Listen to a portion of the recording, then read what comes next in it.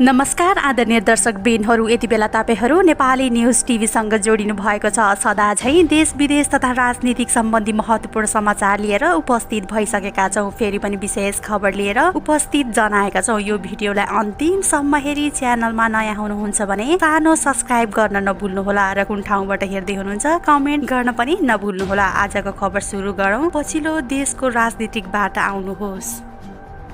5 दलीय सत्ता गठबन्धनले जेठ महिनाभित्र स्थानीय तहको चुनाव गर्ने निर्णय गरेको छ। प्रधानमन्त्री निवास बालुवाटारमा बसेको 5 दलीय गठबन्धनका शीर्ष नेताहरूको आजको बैठकले आउँदो जेठ मसान्तभित्र स्थानीय तहको चुनाव गर्ने निर्णय गरेको सरकारका प्रवक्ता तथा नेपाली कांग्रेसका नेता ज्ञानेन्द्र बहादुर कार्कीले जानकारी दिएका छन्। प्रधानमन्त्री तथा नेपाली कांग्रेसका सभापति शेरबहादुर देउवा, माओवादी केन्द्रका अध्यक्ष पुष्पकमल दाहाल प्रचण्ड, नेकपा एकीकृत समाजवादीका अध्यक्ष माधव कुमार, नेपाल जनता समाजवादी पार्टीका अध्यक्ष उपेन्द्र यादव लगायतका नेताहरूको बैठकले जेठभित्र चुनाव गर्ने निर्णय गर्दै सरकारलाई सुझाव दिने निर्णय गरेको हो। संविधानसँग बाँचिएका कानुनहरूलाई संशोधन गर्नुपर्ने भएमा तयारी गर्न सरकारलाई सुझाव दिएको पनि मन्त्री कार्कीले जानकारी दिएका छन्। दर्शकबिन, यसैगरी नेपाली कांग्रेसका वरिष्ठ नेता तथा सरकार सञ्चालनका लागि गठित उच्च स्तरीय राजनीतिक षड्यन्त्रका संयोजक रामचन्द्र पौडेलले वैशाखमा चुनाव गर्न सम्भावना नभएकाले अब जेठमा चुनाव गर्नुपर्ने बताएका छन्। अहिलेको कानुन अनुसार वैशाखमा नभई चैतको 4 अगावै चुनाव गर्नुपर्ने उनको तर्क छ। प्रधानमन्त्री निवास बालुवाटारमा शनिबार बसेको उच्च स्तरीय संयन्त्रको बैठकले जेठभित्र चुनाव गर्ने गरी मिति तोक्न सरकारलाई सिफारिस गरेको थियो। संयन्त्रको बैठकपछि कुरा गर्दै संयोजक पौडेलले वैशाखमा चुनाव गर्न अब सम्भावना नहुने बताएका छन्। वैशाखमा त अब भ्याउँदा पनि भ्याउँदैन, अहिलेको कानुन अनुसार गर्ने हो भने त चैत 4 गते चुनाव गर्नु पर्थ्यो पौडेलले भनेका छन्। निर्वाचन आयोगले सरकार 10 चोटि घाँटी समातेर चुनाव घोषणा गर भनेर वैशाख 14 र 22 गतेको मिति कसरी भयो, चैतको 4 गते आगवै किन भएन, उनले प्रश्न गरेका छन्। नेता पौडेलले वैशाखमै चुनाव गर्नुपर्ने संविधानको बाध्यकारी व्यवस्था नभएको जिकिर गरेका छन्। यसअघि गठबन्धनले वैशाखमा नभई असोजपछि स्थानीय तहको चुनाव गर्ने बताउँदै आएको थियो।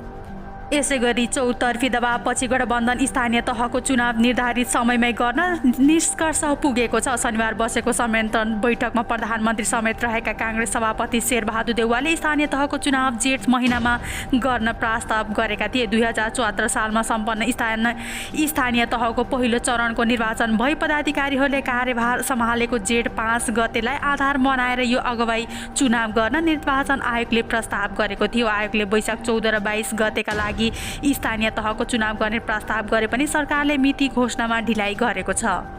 यसैगरी निर्वाचन आयोगसँगको परामर्श सरकारले केही दिनमै स्थानीय तह निर्वाचनको मिति घोषणा गर्न सहमति गठबन्धनमा भएको अर्को एक नेताले जानकारी दिएका छन्। सरकारका प्रवक्ता समेत रहेका सञ्चार मन्त्री ज्ञानेन्द्र बहादुर कार्कीले पनि जेठ महिनाभित्र स्थानीय तहको निर्वाचन गर्न गठबन्धन सरकारलाई सुझाव दिएको जानकारी दिएका छन्।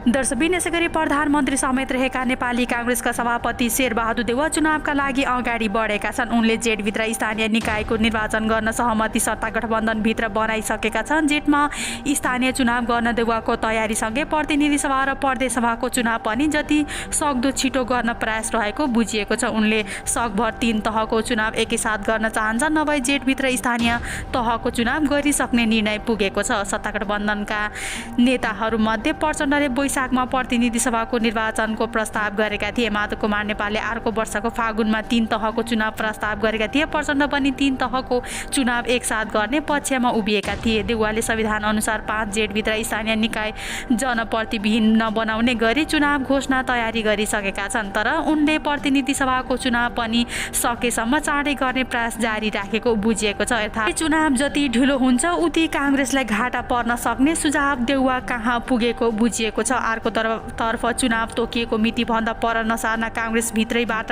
देउवामाथि दबाव परेको थियो। उनी निकट स्थल पनि चुनाव ढिलो नगर्न सुझाव दिएका थिए। चुनाव नहुँदा विभिन्न पक्षले खेल्न सक्ने तर्फ समेत सचेत गराए। देउवा विगतमा चुनाव गर्न नसकेर पदबाट हटाइएको इतिहास पनि छ, यसकारण पनि उनी झस्किएका थिए। राष्ट्रपति विद्यादेवी भण्डारीले लिखित पत्र नै लेखेर देउवालाई चुनावका लागि दबाव दिएकी थिइन्। निर्वाचन आयोगले पनि स्थानीय निकायको निर्वाचन 5 जेठ आगवै हुनुपर्ने र प्रतिनिधि सभा र प्रदेशको चुनाव मङ्सिरभित्र भइसक्नुपर्ने जानकारी गराएका थिए। यसले पनि देउवा दबावमा परे उनी चुनावको मिति घोषणा गर्नेतर्फ अगाडि बढे।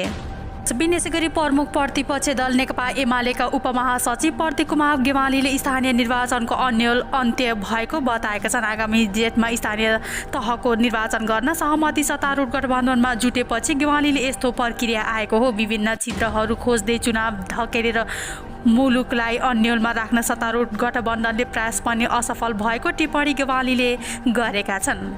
पारिवारिक रूपमा सरकारले निर्णय गरेपछि मुलुक निर्वाचनतर्फ जान्छ। केही दिन मुलुकलाई अन्यलमा राख्न गलत काम भएको थियो, त्यो सफल भएन गेवालीले भनेका छन्। चुनाव सार्न बहाना उचित नभएको बताउँदै उनले थपे चुनाव सार्न बहाना उचित थिएन, त्यो संवैधानिक र लोकतान्त्रिक पनि थिएन। गर्नुपर्ने कर्तव्य पुरा नगरेर छिद्रहरू खोज्दै निर्वाचन पर सार्ने विषयमा संविधानको मर्म विपरीत गरेको छ। निर्वाचन आयोगले निरन्तरताको तानेता एमाले लगायतका विभिन्न दलहरूको खबरदारी संविधान सम्बन्धी र कानुन व्यवसायीहरूको ध्यान आकर्षण र राष्ट्रपतिबाट समेत भएको ध्यान आकर्षणका कारण गठबन्धन चुनाव गर्न बाध्य भएको उनको दाबी छ। चुनाव गराउन आवश्यकता पर्ने कानुनी तथा प्रशासकीय व्यवस्थापन सघाउन एमाले तयार रहेको गेवालीको भनाइ छ। सत्तारूढ गठबन्धनका नेताहरूको शनिबार साँझ बसेको बैठकमा जेठ मसन्ताभित्र स्थानीय तहको निर्वाचन गर्न सत्तारूढ गठबन्धनका दलहरूबीच सहमति जुटेको थियो। प्रधानमन्त्रीको सरकारी निवास बालुवाटारमा बसेको बैठकले जेठ मसन्ताभित्र स्थानीय तहको निर्वाचन गर्न सुझाव दिने निर्णय गरेको सञ्चार तथा सूचना प्रविधि मन्त्री ज्ञानेन्द्र बहादुर कार्कीले जानकारी दिएका छन्। उनका अनुसार अब निर्वाचन आयोगसँगको परामर्शमा सरकारले स्थानीय तहको निर्वाचनको मिति तोक्नेछ। बैठकले स्थानीय तह निर्वाचन ऐन 2073 संशोधन गर्नुपर्ने भए त्यसको प्रक्रिया अघि बढाउन पनि सरकारलाई सुझाव दिएको मन्त्री कार्कीले बताएका छन्। यसअघि शनिबार बसेको सत्तारूढ गठबन्धनको बैठकले संविधान र स्थानीय तहको निर्वाचन बाँझिएकोले संशोधन गर्नुपर्ने निष्कर्ष निकालेको थियो। विशेष गरी गृहमन्त्री बालकृष्ण खाँडले प्राकृतिक विपदलाई विज्ञान र सिपको प्रयोग गरेर न्यूनीकरण गर्न सरकार क्रियाशील रहेको बताएका छन्। भर्चुअल माध्यममा भएको विपद न्यूनीकरण सम्बन्धी कार्यक्रममा आज गृहमन्त्री खाँडले प्राकृतिक विपदबाट नागरिकलाई बचाउ सबैको हात मालो जरुरी रहेको बताएका छन्। मुलुकका 77वटै जिल्लाका प्रमुख जिल्ला अधिकारी भर्चुअल माध्यमबाट जोडिएको कार्यक्रममा गृहमन्त्री खाँडले पुर्खाले अवलम्बन गर्दै आएको परम्परागत सिपको प्रयोग विपद जोखिम न्यूनीकरणमा लगाउनु समेत आग्रह गरेका छन्। मन्त्री खाँडले भवन निर्माणको मापदण्ड पालना गर्न आग्रह गरेका छन्। पहाडमा जथाभावी खनेर बाटो बनाएका कारण जोखिम बढेको र नयाँ निर्माण पुराना संरचनामा जोखिम ल्याएकाले त्यसलाई कसरी घटाउने भन्ने बारेमा सरकार लागिरहेको बताएको छन्। गरिब तथा अशक्तलाई तराईमा शीतल लहर र हिमालमा हिमपातबाट बचाउन सक्रिय पात लाग्न प्रमुख जिल्ला अधिकारीहरूलाई गृहमन्त्री खाँडले निर्देशन दिएका छन्। उनले कोभिड-19बाट बच्न स्वास्थ्य मापदण्ड पालना गर्न समेत उनले आग्रह गरेका छन्। कार्यक्रममा गृह सचिव टेक नारायण पाण्डेले पूर्व सूचना प्रणाली जस्ता नवीन प्रविधिकरणको प्रयोग विवादको न्यूनीकरणमा लगाउन आवश्यकता रहेको बताएका छन्। समयमै सानो सावधानी अपनाएमा ठूलो विवादबाट जोगिन सक्ने उनको भनाइ थियो। यस विषयमा मन्त्रालय सकारात्मक रहेको गृह सचिव पाण्डेले बताएका छन्।